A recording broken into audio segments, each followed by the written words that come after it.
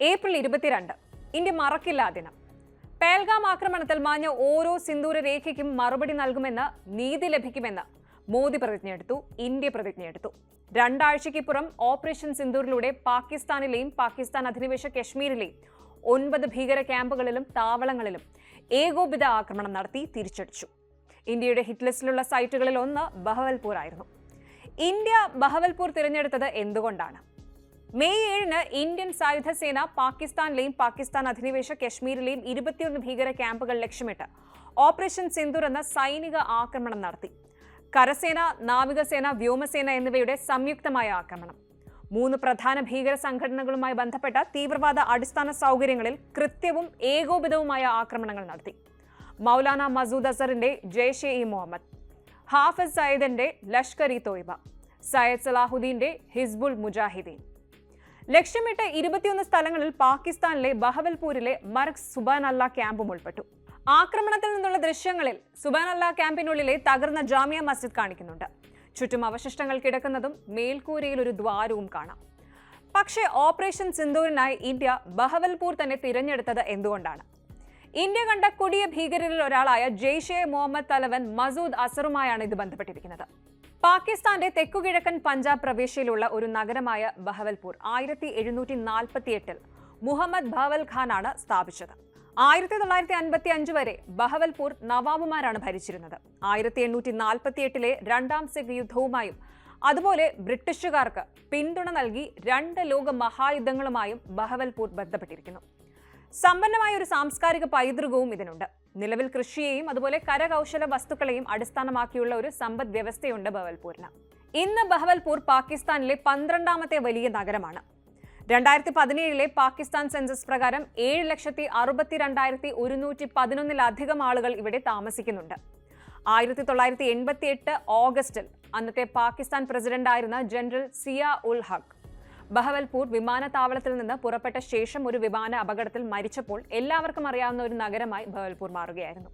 എന്നാൽ operation സിന്ദൂരിൽ India ബഹവൽപൂരിനെ ലക്ഷ്യങ്ങളിലൊന്നായി തിരഞ്ഞെടുത്തത് എന്തുകൊണ്ടാണ്? ജെയ്ഷെ ഇ മുഹമ്മദിന്റെ നാടീയ കേന്ദ്രമായി ഈ നഗരം പ്രവർത്തിക്കുന്നതിനാലും വാസ്തവത്തിൽ ജെയ്ഷെ ഇ മുഹമ്മദ് തലവൻ മസൂദ് അസർ ജനിച്ചതും അദ്ദേഹത്തിന്റെ കുടുംബം ഇന്നും താമസിക്കുന്നതും ഇവിടെയാണ്. എയർ ഇന്ത്യ IC-814 വിമാന റാഞ്ചലിന് 1994 ഇന്ത്യയിൽ അറസ്റ്റിലായ ശേഷം മോചിതനായ ജെയ്ഷെ ഇ മുഹമ്മദ് തലവൻ തന്റെ മൂത്ത സഹോദരി, ഇവരുടെ ഭർത്താവ്, ഒരു അനന്തരവൻ, അയാളുടെ ഭാര്യ, ഒരു അനന്തരവൾ, എക്സ്റ്റൻഡഡ് ഫാമിലിയിലെ 5 കുട്ടികൾ ഉൾപ്പെടെ തന്റെ കുടുംബത്തിലെ 10 അംഗങ്ങളും ഇയാളുടെ 4 സഹായികളും ഓപ്പറേഷൻ സിന്ദൂരിൽ കൊല്ലപ്പെട്ടതായി അവകാശപ്പെട്ടു. ഇതിനെല്ലാത്തിനുമുപരി ജെയ്ഷെ മുഹമ്മദിന്റെ ആസ്ഥാനമായ മർഗ് സുബാനല്ല ബഹവൽപൂരിലാണ് സ്ഥിതി ചെയ്യുന്നത്. 2015 മുതൽ പ്രവർത്തിക്കുന്ന ഇത് 18 ഏക്കറിൽ വ്യാപിച്ചു കിടക്കുന്നു. കൂടാതെ റിക്രൂട്ട്മെന്റ്, ഫണ്ട് റേസിംഗ്, തീവ്രവാദം കുത്തിവയ്ക്കൽ എന്നിവയ്ക്കായുള്ള ജെയ്ഷെ മുഹമ്മദിന്റെ കേന്ദ്രമായും ഇത് പ്രവർത്തിക്കുന്നു. ഒരു സെൻട്രൽ മോസ്ക്, 600-ലധികം വിദ്യാർത്ഥികൾക്കുള്ള മദ്രസ, ഒരു ജിംനേഷ്യം, ഒരു സ്വിമ്മിംഗ് പൂൾ, സ്റ്റേബിളുകൾ എന്നിവ ഈ ഒരു സൗകര്യത്തിലുണ്ടെന്ന് ഇന്റൽ വെളിപ്പെടുത്തുന്നുണ്ട്. ജെയ്ഷെ മുഹമ്മദ് റിക്രൂട്ട്മെന്റിനുള്ള പരിശീലനവും ഇവിടെ തന്നെയാണ് നടക്കുന്നത്. വാസ്തവത്തിൽ 2019 പുൽവാമ ആക്രമണത്തിലെ കുറ്റവാളികൾക്ക് പരിശീലനം ലഭിച്ചതും ഇവിടെ തന്നെയാണ്. പരിശീലനത്തിന് പുറമെ മുഫ്തി അബ്ദുൾ റൌഫ് അസ്ഗർ, മൗലാന അമാർ തുടങ്ങിയ പ്രധാന ജെയ്ഷെ മുഹമ്മദ് പ്രവർത്തകരുടെയും കേന്ദ്രമാണിത്. കൂടാതെ പാകിസ്ഥാനിലെ 31 കോർപ്സ് മിലിറ്ററി കന്റോൺമെന്റിൽ നിന്ന് ഏതാനും മൈലുകൾ അകലെയാണ് ഭീകര ക്യാമ്പ് സ്ഥിതി ചെയ്യുന്നത്. പാക് ചാര സംഘടനയായ ISIയുടെ സഹായത്തോടെയും സഹകരണത്തോടെയുമാണ് ഈ ഭീകര കേന്ദ്രത്തിന്റെ പ്രവർത്തനം. മസൂദ് അസറിന്റെ നേതൃത്വത്തിലുള്ള ജെയ്ഷെ മുഹമ്മദാണ് ഇന്ത്യയിൽ നിരവധി ആക്രമണങ്ങൾ നടത്തിയത്. 2001 ഒക്ടോബറിൽ ശ്രീനഗറിലെ ജമ്മു കാശ്മീർ നിയമസഭയിൽ നടന്ന ചാവേർ ബോംബ് ആക്രമണത്തിന് ഈ ഭീകര സംഘടന ഉത്തരവാദിയായിരുന്നു. അന്ന് 30 പേരാണ് കൊല്ലപ്പെട്ടത്. അതേ വർഷം ന്യൂഡൽഹിയിലെ ഇന്ത്യൻ പാർലമെന്റിൽ ലഷ്കർ ഭീകരരുമായി ചേർന്ന് ജെയ്ഷെ മുഹമ്മദ് സംയുക്ത ആക്രമണം നടത്തി.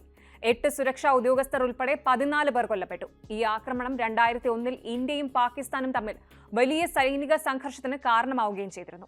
വർഷങ്ങൾക്ക് ശേഷം 2016 പത്താൻകോട്ട് വ്യോമതാവളത്തിലെ ആക്രമണം, അന്ന് 6 പേരാണ് കൊല്ലപ്പെട്ടത്. 2016 17 സൈനികർ കൊല്ലപ്പെട്ട ഉറി ആക്രമണത്തിനും അതുപോലെ 40-ലധികം CRPF ഉദ്യോഗസ്ഥർ കൊല്ലപ്പെട്ട 2019 പുൽവാമ ആക്രമണത്തിനും ജെയ്ഷെ മുഹമ്മദാണ് ഉത്തരവാദി. ഹിറ്റ് ലിസ്റ്റിൽ ഇനിയുമുണ്ട് സിരകളിൽ മത തീവ്രവാദത്തിന്റെ വിഷം കുത്തിവയ്ക്കുന്ന ഭീകര പരിശീലന കേന്ദ്രങ്ങൾ. പാകിസ്ഥാനിനുള്ളിലും പുറത്തുമുള്ള ഈ ക്രിമിനൽ താവളങ്ങൾ വേരോടെ പിഴുതെറിയണം. അതിന്റെ ആദ്യ ഘട്ടമാകട്ടെ ഓപ്പറേഷൻ സിന്ദൂർ.